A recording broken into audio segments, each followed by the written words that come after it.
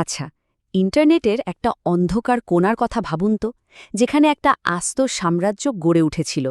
এটা কিন্তু কোনো সাধারণ ওয়েবসাইট ছিল না, না। এটাকে বলা হতো ডার্ক ওয়েবের অ্যামাজন, যেখানে পরিচয় গোপন রেখে কেনাবেচা হতো প্রায় সবকিছু।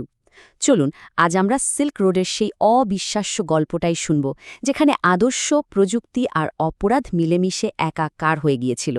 শুরুতেই এই সংখ্যাটা দেখুন, $1.2 বিলিয়ন। ভাবা যায়, এটাই ছিল সিল্ক রোডের মোট বিক্রির পরিমাণ। মানে এই একটা সংখ্যাই কিন্তু বলে দিচ্ছে যে পর্দার আড়ালে এই ডিজিটাল সাম্রাজ্যটা ঠিক কতটা বিশাল ছিল।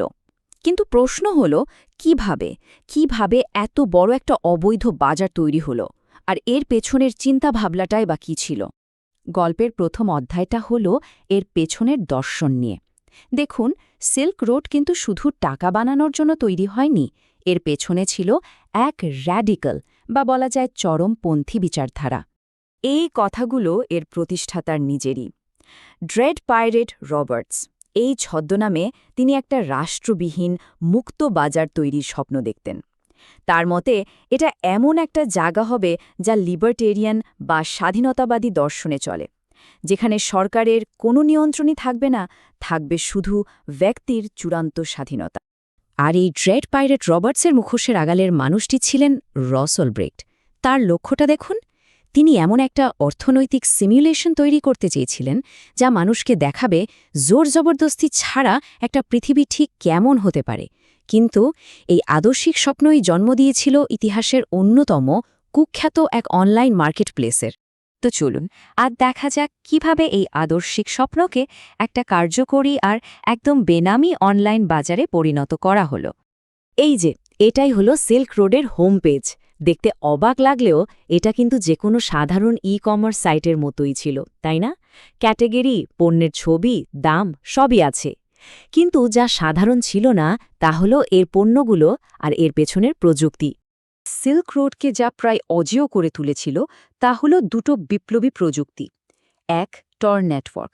এর কাজটা ছিল সোজা, লেয়ারের পর লেয়ার এনক্রিপশন দিয়ে ব্যবহারকারী আর সার্ভার দুজনেরই পরিচয় একদম গোপন রাখা।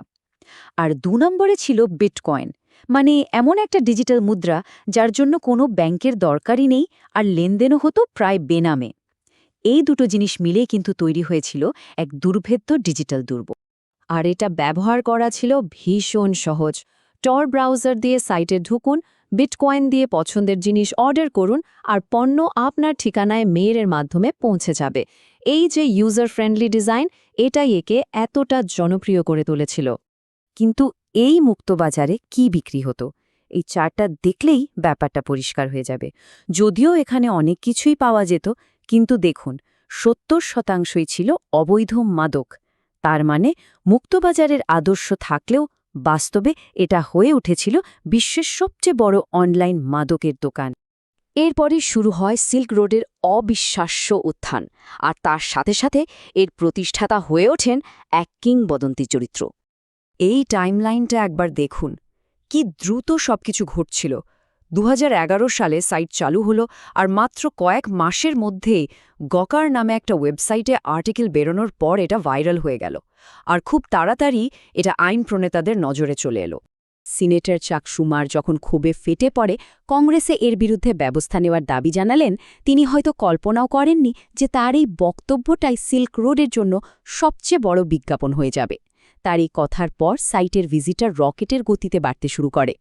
ব্যবসা বাড়ার সাথে সাথে রস ওলব্রেক্ট নিজের জন্য একটা নতুন পরিচয় তৈরি করলেন, ড্রেড পাইরেট রবার্টস।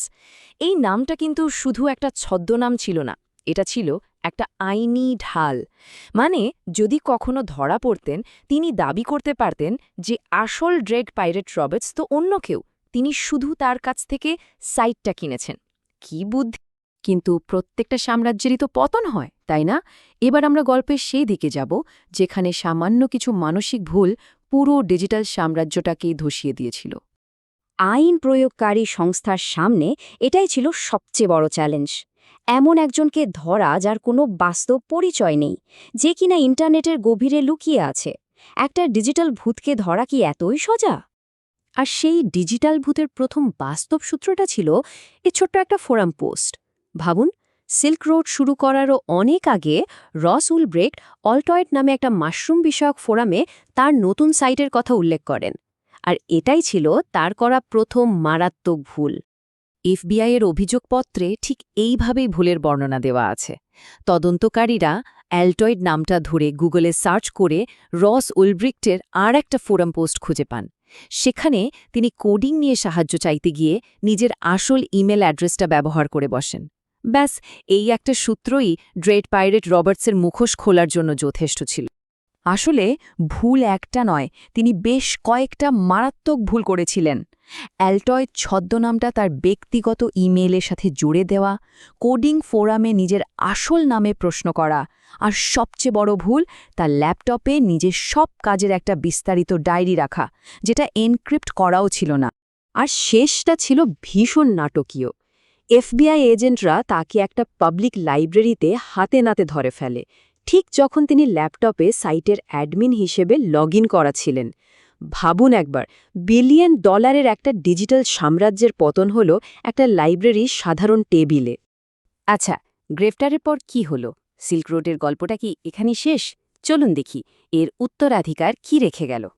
রস উলব্রিক্টকে 2টি যাবজ্জীবন কারাদণ্ড আর তার সাথে অতিরিক্ত 40 বছরের সাজা দেয়া হল, প্যারোলের কোনো সুযোগ ছাড়াই। এটা ছিল সাইবার অপরাধের ইতিহাসে অন্যতম কঠোর একটা শাস্তি। সবারই মনে হচ্ছিল ড্রেড পাইরেট রবার্টসের অধ্যায়ের এখানেই সমাপ্ত। কিন্তু গল্পটা এখানেও শেষ নয়। 12 বছর জেল খাটার পর 2025 সালের 21শে জানুয়ারি সাবেক প্রেসিডেন্ট ডোনাল্ড ট্রাম্প তাকে পুরোপুরি ক্ষমা করে দেন। এই ঘটনাটা কিন্তু ভীষণ বিতর্ক তৈরি করেছিল এবং দেখিয়েছিল যে তার গল্পটা তখনও শেষ হয়নি। প্রতিষ্ঠাতার নিজের এই উক্তিটাই হয়তো সিল্ক রোডের আসল উত্তরাধিকারকে তুলে ধরে। তিনি নিজেকে একটা নতুন প্রজাতির বীজের সাথে তুলনা করেছিলেন, যা এক নতুন বাস্তুতন্ত্র তৈরি করতে সক্ষম। আর এখানেই আমাদের আজকের আলোচনাটা শেষ হচ্ছে এই প্রশ্নটা দিয়ে।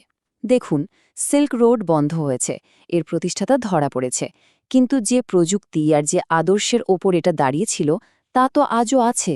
তাহলে প্রশ্নটা হলো, আইন প্রয়োগকারী সংস্থা কি শুধু প্রথম সংস্করণটাকেই ধ্বংস করতে পেরেছে, নাকি মূল ধারণাটা এখনও বেঁচে আছে? এটা কিন্তু ভাবার মতো একটা বিষয়।